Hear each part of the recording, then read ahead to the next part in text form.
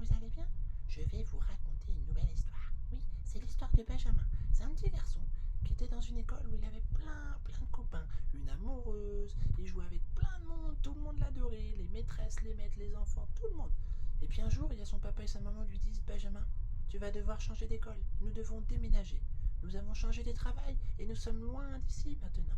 Alors, tu vas devoir dire au revoir à tes amis. Mais Benjamin, non, non, non, hors de question, non. Moi, je veux pas partir, je veux rester ici. J'ai mes amis, j'ai mon amoureuse. Je suis bien, moi, dans cette école. Mais bon, il n'avait pas le choix. Son papa et sa maman ne pouvaient pas le laisser là tout seul. Alors, le jour vint, où il dut dire au revoir à tout le monde. Il fit un grand goûter d'adieu, où il y avait un bon gâteau, des jus d'orange, des bonbons. Il fit des gros bisous et des gros câlins à tous ses amis, et il partit. Arrivé dans sa nouvelle école le lendemain, il se présente, et les enfants de la classe lui disent bonjour. Puis, fut l'heure de la récréation. Alors il commençait à aller voir certains enfants pour essayer de jouer avec. Mais les enfants, ils voulaient pas de lui. Ils disaient non, non, non, excuse-moi, mais on a déjà nos copains, nous. Va jouer ailleurs, va voir telle personne, telle personne. Et puis Benjamin, au final, toute la récréation, il a été tout seul.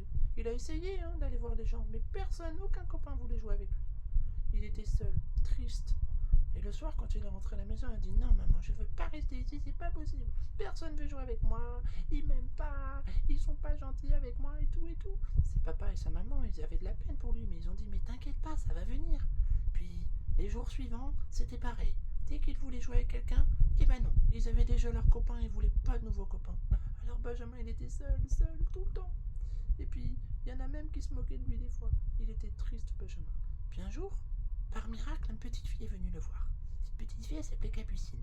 Et Capucine lui a dit: dis donc, Benjamin, ça va? Et Benjamin il dit: bah non, ça va pas. Personne veut jouer avec moi, j'ai pas de copains, alors que dans mon ancienne école, j'avais plein de copains, j'avais même une amoureuse. Et puis je les vois plus maintenant. Alors voilà, je suis tout seul. Alors là, Capucine lui dit: bah attends, viens jouer avec moi. Ah ouais, c'est vrai, tu veux bien? Ah, Benjamin, il a retrouvé le sourire, il était heureux. Enfin une copine. Et là, ils commencent à jouer, à discuter et tout. Et puis en fait, ils sont super copains. Parce qu'ils ont plein de choses en commun. Et au final, ils sont devenus meilleurs amis.